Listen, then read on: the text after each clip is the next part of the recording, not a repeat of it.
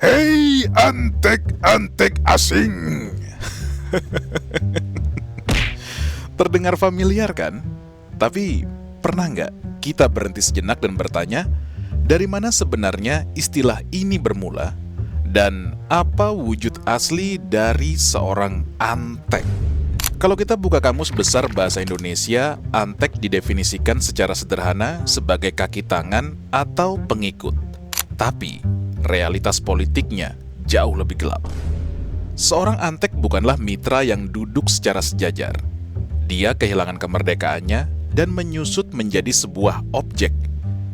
Dia tidak lagi bergerak berdasarkan prinsip atau cinta tanah air, melainkan semata-mata demi melayani tuannya. Kasarnya, dia telah berubah menjadi boneka. Dan kamu tahu, fenomena antek asing yang menjual bangsanya sendiri ini bukanlah tren politik modern. Praktek kotor ini sudah ada dari ribuan tahun lalu. Mari kita mundur ke tahun 480 sebelum Masehi. Waktu itu Kekaisaran Persia yang dipimpin Raja Xerxes atau Xerxes ya, dia melakukan invasi gila-gilaan ke Yunani dengan ratusan ribu prajurit. Untuk menahan laju mesin perang raksasa ini, Yunani mengirim pasukan kecil yang dipimpin oleh seorang legenda, Raja Leonidas dari Sparta. Leonidas tidak bodoh. Dia mencegat Persia di celah Thermopylae, sebuah celah sempit yang diapit tebing curam dan lautan. Di medan ini, keunggulan jumlah ratusan ribu pasukan Persia menjadi tak berguna.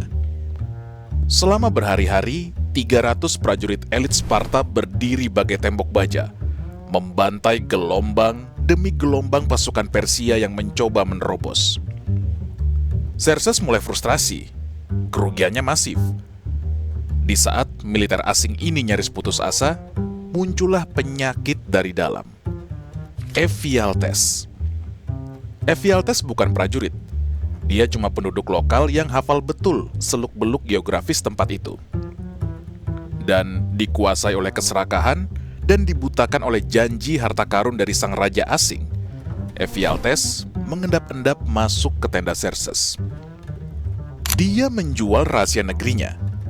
Dia membocorkan jalur Anopaia, sebuah jalan setapak rahasia di perbukitan, yang memungkinkan pasukan Persia memutari tebing dan menikam pasukan Sparta dari belakang. Berkat informasi dari sang antek ini, pasukan elit Persia akhirnya mengepung Leonidas.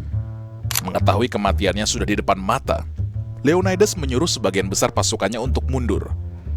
Dan tersisa, dia bersama 300 pasukan Spartanya, yang memilih bertahan sampai akhir nafas demi mengulur waktu bagi rakyat Yunani. Pengorbanan mereka luar biasa.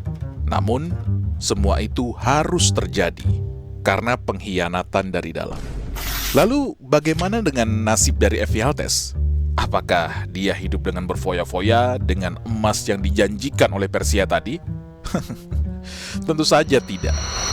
Sejarah punya cara kejam untuk menghukum para pengkhianat. Pasukan Xerxes akhirnya kalah telak di pertempuran selanjutnya dan kabur dari Yunani. Emas dan kekayaan yang dijanjikan kepada Ephialtes itu nggak pernah ada. Pemerintah Yunani juga menetapkan sayembara besar untuk kepalanya.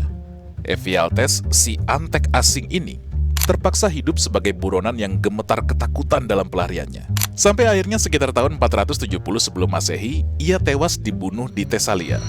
Ironisnya, ia dibunuh bukan karena tindakan pengkhianatannya yang epik itu, melainkan karena masalah pribadi yang sepele.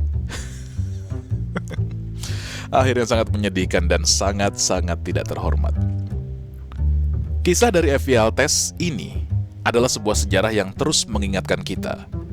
Tuan dari luar hanya akan memanfaatkan seorang antek saat mereka butuh, dan membuangnya seperti sampah saat sudah tak berguna lagi. Jadi, masih adakah yang mau jadi antek asing yang rela menggadaikan negerinya sendiri?